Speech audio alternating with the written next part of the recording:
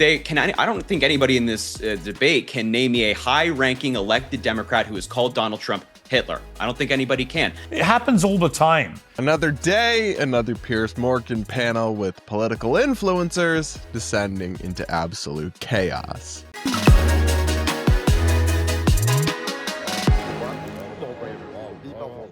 We're going to break this down, plus so much more, on today's episode of the Brad vs. Everyone podcast, my daily show where we take on the craziest ideas from across the internet and social media, all from an independent perspective.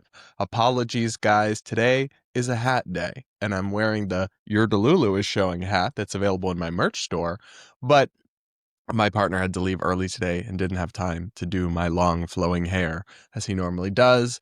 So my heartfelt apologies to y'all that we'll be roughing it today. But I did want to talk first and foremost about this interesting, I guess would be the word to use to describe it, panel that Piers Morgan just hosted with a couple of big influencers. So you had the Democratic TikTok star Harry Sisson, who did an interview with me that will be released this weekend. Coincidentally, the timing here lines up. And as well, you had MAGA-leaning influencers and commentators Jack Posobiec and Isabel Brown. It got fiery, and Harry, while I personally do like him and we're friendly, picked a weird hill to die on. So first, we're going to talk about that bit where it all kind of spiraled into chaos, and I'll give you my take. Let's take a look.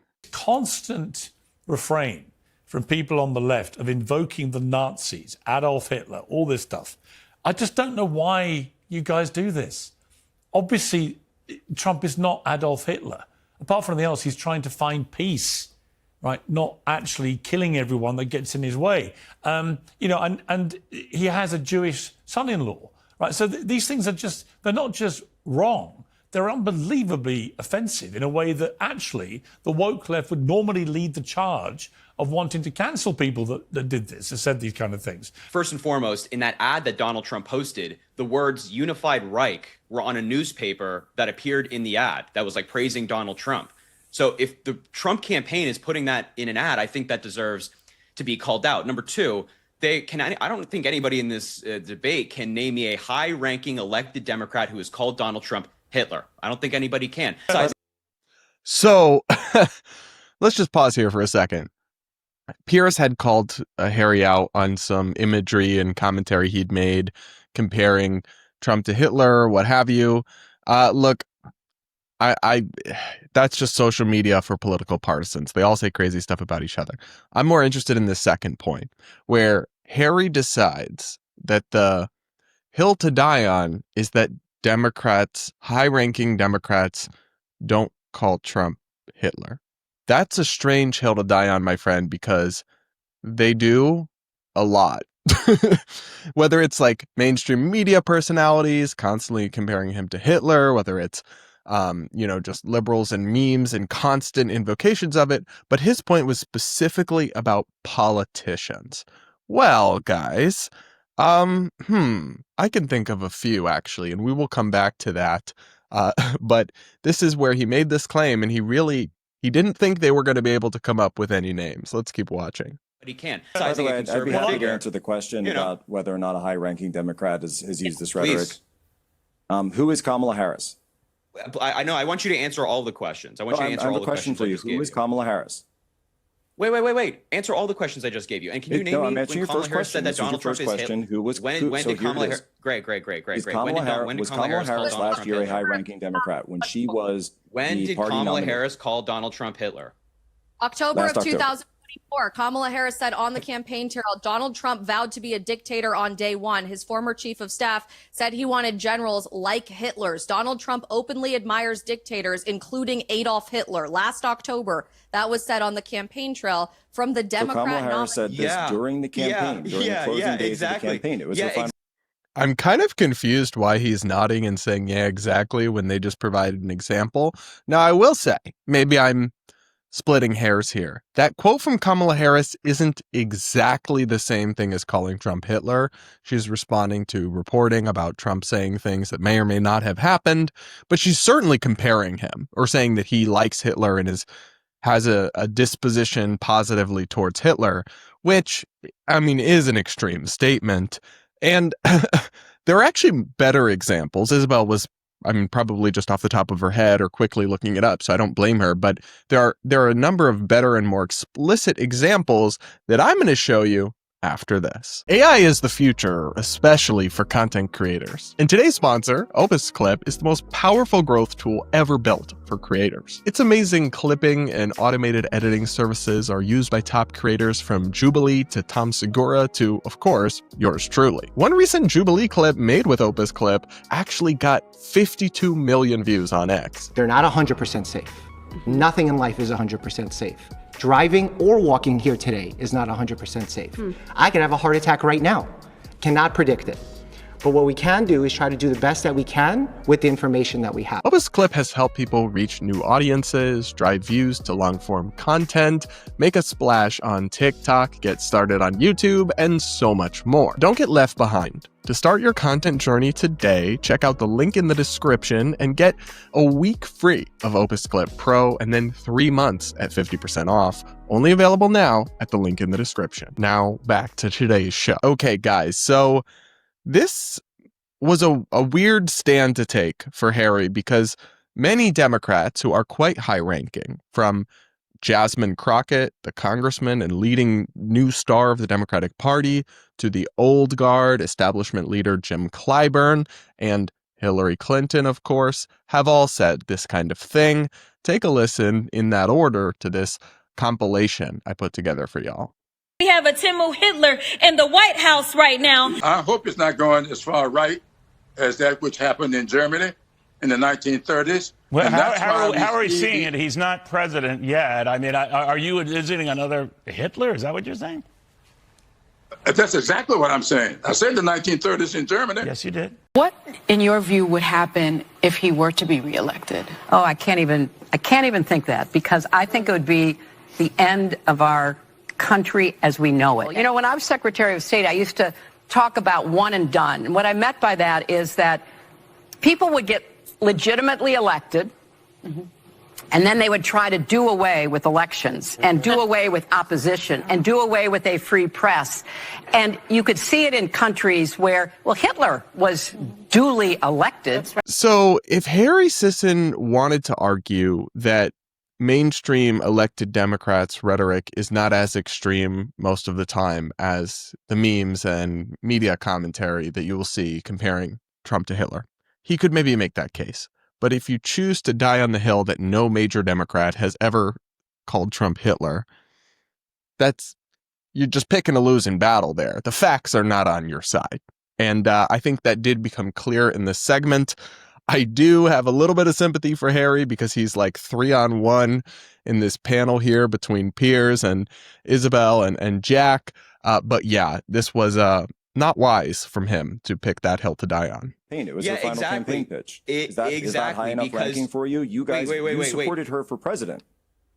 Exactly, because there have been reports the person that Donald that you Trump supported for president is someone just relax, who Jack. was campaigning by calling Trump Hitler.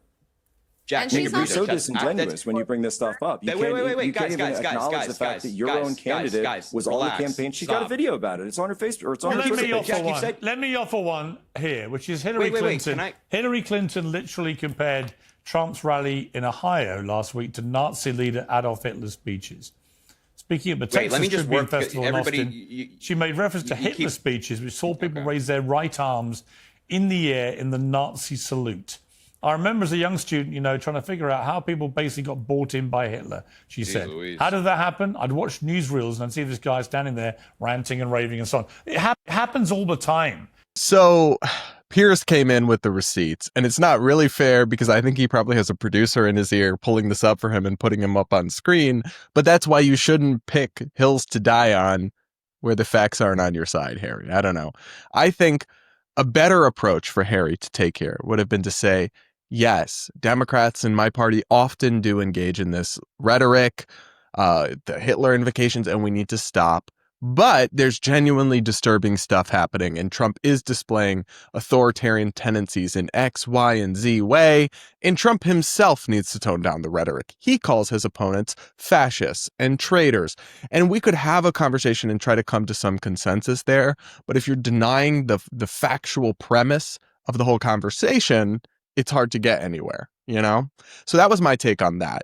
Now we're going to get to the second exchange in this episode that I found really fascinating. But first, guys, do make sure you're subscribed. If you aren't yet, hit the like button, comment with your thoughts. Let me know what you think of this exchange that we've gone through so far. And remember to send in your voicemails for my Voicemail Friday episodes where I react to your woke horror stories, give you advice on your personal life scenarios, and answer any questions you guys have for me. The link to send in a voicemail is in the description.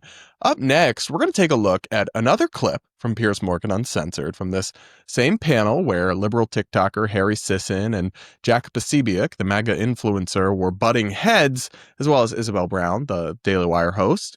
They got into the topic that I covered on this show of the Republicans, young Republicans, and now a Trump nominee as well, getting exposed for really crazy text messages, some of which are like edgy jokes about Hitler and gas chambering your opponents, and some of which are not really jokes and just seem to be like unhinged or bigoted statements.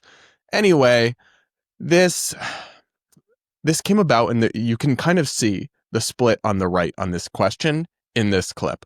Let's take a look. And Harry, I would say JD Vance was totally wrong to say it about Trump as well. I think the young conservatives who've been exposed by this political expose were totally wrong too. Can they say that? Some grotesque stuff in there. I have no problem saying that, Harry. But there are Jack, sitting can you say that? Like Jasmine Crockett, who literally just weeks ago called Donald Trump a wannabe leader. I mean, it's crazy. Jack, can you say that? Jack, can you say that? Can you condemn the Young Republicans group chat where they pledged affinity for Hitler? Hey, I don't really care about some group chat right now while you guys keep shooting up all of my friends. Oh, no, Jack. All right, so I want to pause here and just highlight the two different approaches. So you have Isabel Brown, who is a conservative, a Christian, a traditionalist, a Daily Wire host.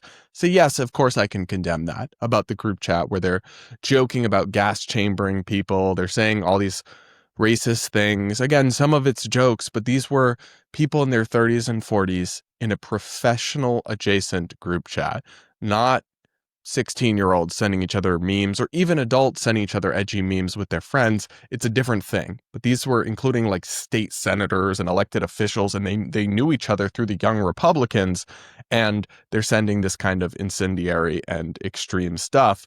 It shouldn't really be hard to just say, yeah, I condemn that. And kudos to Isabel for doing that. But then Jack, who was, of course, a close friend of Charlie Kirk, who was horrifically killed, and I do have compassion for him for that, he engages in this whataboutism, this moral relativism, that the same kind of thing J.D. Vance engaged in on this subject that I just so strongly disagree with. I'm not going to condemn something bad just because something much worse is happening. That is always true. You could use that to excuse any sort of immoral action on your side, as long as there's anything worse happening somewhere. There's also a collectivization that we'll get into that I don't really think is fair of the blame for Charlie's shooting, but I just think, okay, I'll make this comparison. I'm not saying that edgy texts are the same as this. I'm trying to make a thought experiment to show you the inconsistency. If you have Republicans and a Republican is convicted of sexual assault, but Democrats have a person in their party who has been convicted of 10 sexual assaults, but they're standing by their man. They're not condemning him. Would you not condemn the rapist Republican because you're going to say, well, I'm more concerned about what your side is doing, or you're doing worse? No, because that is not how morality and integrity work. You have to have standards for yourself, even if the other side doesn't meet basic standards of decency. That's not a reason to lower yourself to their level. That's my main problem with a lot of this rhetoric. And we'll watch the rest of this clip, and then I'll give you a little bit more of my thoughts as well. No, Jack, you can condemn both. You can but Jack, I do think for consistency, actually, you should care. You know, J.D. Vance tried to downplay what the young Republicans were saying in these racist, sexist messages. One guy said that rape was I don't epic. think J.D. Vance said anything wrong. One said rape was epic. Another said, I love Hitler. He tried to say they're all very young, but actually some of them were nearly his age. The reality is that kids do stupid things to tell edgy, offensive jokes. Well, he Piers, said, but they're actually, but they are still part of the conservative movement. On top of rooftops outside of the No Kings rallies, shooting at Democrats. But that's terrible. So this is the thing. Oh, well, they're not shooting people, so it's fine. Literally anything goes then? I mean, I'm trying to, by that logic, anything short of killing people, you won't condemn. Why? Well, you can't condemn something bad because something worse, much worse exists. Like, I don't understand this. I genuinely don't. It seems like you are just either being edgy for its own sake, or these people are part of your fan base. The edgelords, the extremists, and so you don't want to condemn them because you don't want to ruffle their feathers. Maybe that's it. I don't know. Yeah, but that's terrible too. You're being so slimy. You're being so slimy. Which they don't happen. So I'm sorry. Jack, until you we can deal with the condemn. people Wait. who keep shooting Jack. at my friends, then I'm not really concerned about some. Well, there also, and I will say this, there also is political violence in both directions. I do think we've seen more of it from the left in very recent times. But even, I just covered this, a MAGA person, one of the people that Trump pardoned on January 6th for his involvement, was just arrested for threatening to kill Democratic leader Hakeem Jeffries. Bad stuff does happen in both directions. Let's not pretend it never happens the other way, even if lately we've seen more attacks on Republicans, and I think that's horrible, and we've seen some disturbing support for that among progressives, but I let's not pretend, oh, well, we never do this and in the other direction. It does happen in both directions. That is just objectively true. About some you can condemn both. Those guys. You can condemn both. Those guys. Jack, but, you can condemn I think you can easily condemn all. I think you can Jack, actually. Wait. Well, hang on. No, you wait, Harry. If you're going to be intellectually honest, actually, it should be easy to condemn all of these things.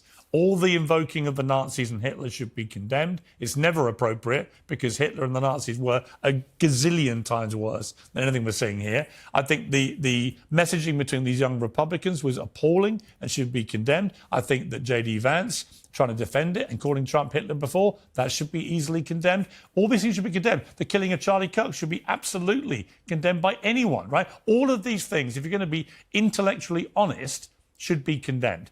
Amen to that, Piers. I completely agree. I appreciate his approach to all of this, and I just cannot co-sign, endorse, or be quiet about the whataboutism and moral relativism that some Republicans, like apparently Jack Posobiec, are using right now to defend the indefensible or to not condemn just objectively terrible stuff. I can never get there. I'll never support that. And at the end of the day, the most important thing to me is that I uphold my standards, which includes civility and decency and integrity, even if other people don't. That's how I see the world and how I choose to show up in our political ecosystem. But that's just me. Okay? What do you guys think? Let me know in the comments. Make sure you're subscribed, like, yada, yada, yada. And up next, we're going to check in with a MAGA influencer, Emily Austin, who I believe was originally, or still kind of is, a sports journalist and commentator, but also has dabbled her toes into politics. I, again, like Emily, I'm friendly with Emily, no beef with her, but she did do something kind of cringe and kind of funny that I want to show you and react to. So she is a New Yorker, and she's decided to get in on the New York City mayoral race. And she's hopping in on the side of Cuomo, Andrew Cuomo, the disgraced former governor of New York. Rather than supporting the Republican nominee, Curtis Sliwa, she is hopping in and endorsing Cuomo, presumably because she thinks he's the only one other than Zohran Mamdani who can win. And she chose an interesting approach. Let's listen. New York mayor election. Now let's be honest. Curtis Sliwa needs to drop out. You've run your course, and you need to put the city before your ego. If you actually want to help Republicans win New York, you need to make space for Cuomo to overtake Mamdani. Now I know he's not the ideal candidate, but you need to put people over party. At this point, I have to believe Mamdani's paying you to stay in this election because there's no path to victory. According to Polymarket, Sliwa is at less than 1%. And I'm sorry, that's ridiculous he even still thinks there's a chance. Now look, I'm as conservative as it gets. I love people who fight for our values, and Sliwa might be a great guy. In fact, I've met him. He's a wonderful guy. But he will not win this election. And if Republicans keep splitting votes, you are handing the city to Mamdani on a silver platter. Now, I'll be honest. I was reluctant to meet with Andrew Cuomo. I was not a big fan of him, not politically, not personally, and the media doesn't do him nicely. But I spent a lot of time with him. I saw his personality beyond the suit, and he's actually very likable once you sit down with him. Also, today, I'm officially starting Hot Girls for Cuomo. So if you are a hot girl for Andrew Cuomo, I want to hear from you. So it's the bit at the end that is going viral and getting a lot of attention online because, listen, Emily, I think you are beautiful. I think you are wonderful. I certainly would consider you a hot girl if you would like to be. But this hot girls for whatever is so cringe. I'm sorry. I'm so over the identity. Gays for Trump. Black women for Kamala. Anything. Let's just retire all of it. Let's all just be Americans. Let's dispense with this. And like, I don't know, calling yourself hot is a little cringe, even though, again, you're beautiful. I completely do understand that. But like, there's something a little bit arrogant about branding. And she's not the first to do this. Other people have done like hot girls for Zoran, even, I believe, is a thing. But so it's not like, don't blame her totally for it. But I thought it was cringe and stilted and a tad arrogant. And then she didn't quite do her due diligence, because when you like launch a campaign or some sort of movement or group, one of the first things you should probably do is reserve the web domain. And she did not reserve hotgirlsforcuomo.com. So people instantly trolled her. One left-wing influencer, Matt, put on his page, honestly, I was skeptical, but they did a good job with the website, hotgirlsforcuomo.com. This tweet has more than 3 million views. When you click the link to the hotgirlsforcuomo.com, it redirects you. It redirects you to the New York Attorney General's campaign, to the New York Attorney General's report on all of Andrew Cuomo's sexual harassment cases that got him to resign as governor. So they literally, they bought the URL and redirected it to report of investigation into allegations of sexual harassment by Governor Andrew M. Cuomo by his own party, which are what prompted him to resign.